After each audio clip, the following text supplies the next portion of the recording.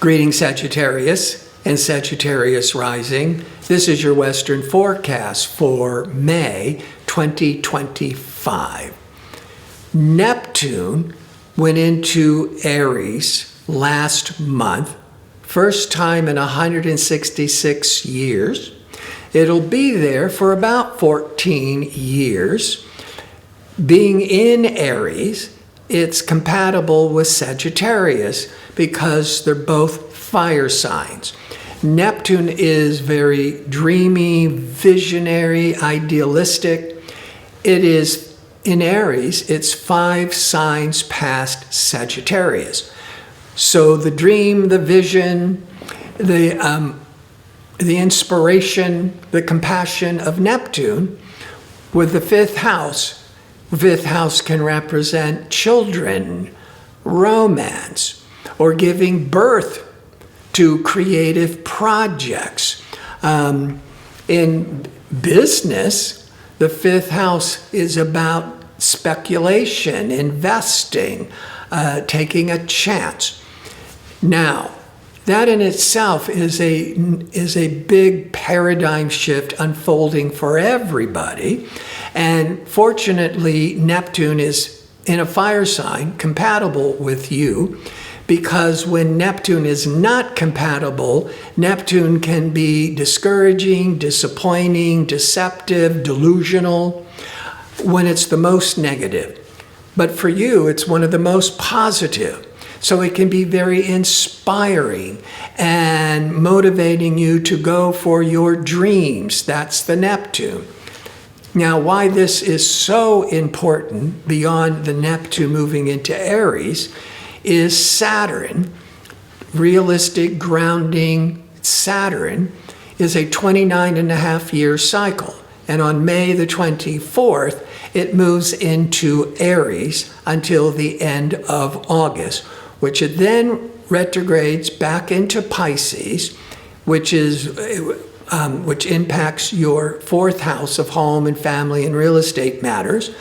So every nearly 30 years, that Saturn in Pisces in your 4th is tying up any loose ends. Did you learn your lessons? Did you take on major responsibilities with commitments? But then the Saturn, responsible, focused Saturn, moves back into Aries, back into your 5th in February, which it will then remain for over 2 years, joining Neptune. So Neptune is the ideal, the vision, and Saturn can manifest it and make it real. Now, Venus is the planet of love and creativity and desire. Venus is now in Aries all of May to the beginning of June. Now, Venus was already in Aries back in February, March, because it retrograded. If you've been watching my videos, Venus retrograded March the 1st, a time of reevaluating, testing relationships or creative projects. Then in April, it had retrograded back into Pisces, joining Saturn. But that Venus is what we value and appreciate, dealing with home and family matters in April. But as we entered into May 2025, now Venus, benefic, loving, creative, diplomatic Venus, is now back in Aries, a fire sign, compatible with Sag, transiting with Neptune, and then at the end of the month, Saturn in your 5th house. Venus-Neptune is very idealistic, very dreamy, highly creative. And so for artists, performers, dancers, that 5th house is also the realm of show business, of entertainment. But the 5th house is about romance. And Venus-Neptune can be very infatuated energies and swept off your feet and becoming really infatuated with a new attraction. But the 5th house is the house of children. and you might be dreaming of having children, or getting pregnant and just feeling this euphoria about being pregnant. Or you could even be giving birth to a creative projects or giving birth to a baby here in May. Now, Saturn is that planet of focus and grounding and commitment. And Saturn goes into Aries on May the 24th through the end of August. So the Neptune is the dream and the vision. Saturn can make it real. So you can manifest and make your dreams become more real in the domain of the 5th house. Before I go to Mars, because Mars is the ruler of Aries, you got Venus, Neptune, at the end of the month, Saturn, all in Aries, positive for you from the 5th house. Mars is the ruler of Aries, and it's in Leo, a fire sign compatible with Sag. And because it's the ruler of all those Aries planets, that Mars has a lot of significance and power and influence. But before I break that down, if you enjoy these kinds of videos and would like to see more of them, click like and subscribe. And don't forget to click on the notification bell so you can receive the latest postings. All right. So Mars, to give you a clue, Mars is now in Leo into the first part of June. But Mars is a 2-year cycle. Mars is the warrior planet in mythology. Mars is where we're aggressive, ambitious, courageous, assertive. When it's positive, when it's not positive, you feel tremendous stress in your body, you're argumentative. It could also trigger wars or conflicts. Now, but it's very positive for you, being in Leo. But it went into Leo last November. Then it retrograded, remaining in Leo at the beginning of December. So we went into January. Mars retrograded out of Leo into Cancer, which could be triggering a lot of financial stress and tensions. But in April, by the middle of April, it went back into Leo, and it's going to be there all of May through the first part of June. So you got some clues with Mars was in Leo back in November, December. But now this May, the Mars, because it's the ruling planet for all those Aries planets, the Mars has a lot of influence. And it's in Leo, a fire sign compatible with Sag. And in Leo, Leo is 9 signs past Sagittarius. So where there's a lot of being very goal-oriented, driven, motivated to manifest your dreams and your goals, that Mars in the ninth is publishing, marketing, media, higher education, traveling. These are all the keywords of the 9th house, and Mars is firing you up and inspiring you to go for it. Now, if we bring in that 5th house, which can be creative, the 9th house can be publishing, marketing, or setting up an online business to promote your creative projects. You might be going on the road, traveling, with promoting a book, or being in a show, and going out of town and traveling with the show, especially with Venus Neptune, which can be very creative and inspiring and dreamy.